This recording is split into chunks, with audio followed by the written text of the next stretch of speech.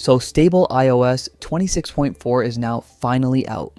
This was a massive 8GB update on my iPhone 17 Pro Max. So let's take a look at all the new and hidden features in iOS 26.4. First and the most important change is the keyboard fix.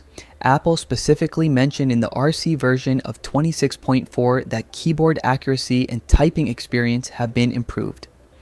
I have already made a dedicated video on this. You can check it out from the link in the description. From my experience, yes, the typing and overall keyboard experience has improved, but it still needs a lot of work. For example, a better swipe experience and maybe even a number row at the top would be great. Do let me know how the iOS 26.4 keyboard is working for you. Next up, we are getting some brand new emojis with this update.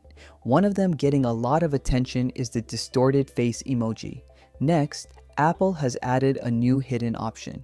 If you go to accessibility, then display and text size, and scroll to the bottom, you will find a new toggle called reduce bright effects. When you turn this on, it reduces the bright glare across parts of the UI.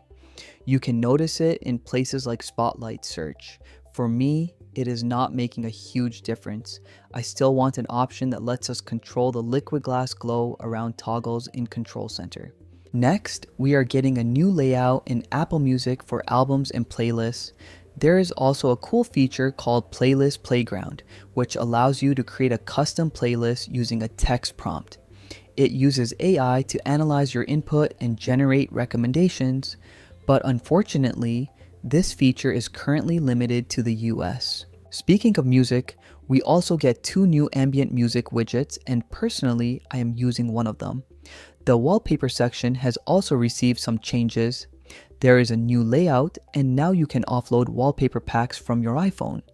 It seems many wallpapers are now hosted on servers instead of being stored locally, which should help save storage on your device.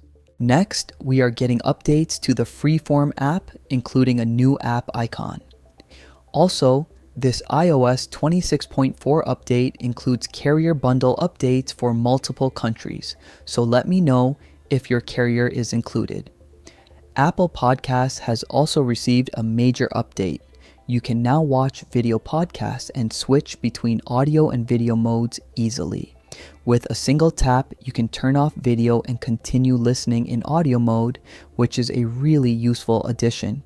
The Reminders app now includes an urgent reminders list option. You can add important tasks here and even set alarms for them. The search option in the Games app has now been merged into the bottom bar, aligning it with the App Store's search interface. Next, Liquid Glass is slightly more transparent when you tap on Edit on the home screen.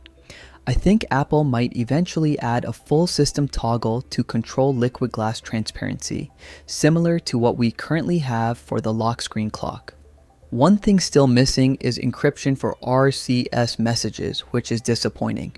So those were some of the important new and hidden changes in iOS 26.4. Now, we will have to see what Apple brings with iOS 26.5, which will likely be the last major update before iOS 27 arrives around June 2026. By the way, invites for WWDC 2026 are already out and they look great. iOS 27 is expected to focus more on performance improvements compared to iOS 26, but we will see that later. That was all for today's video, and with that said, I'll catch you in the next one.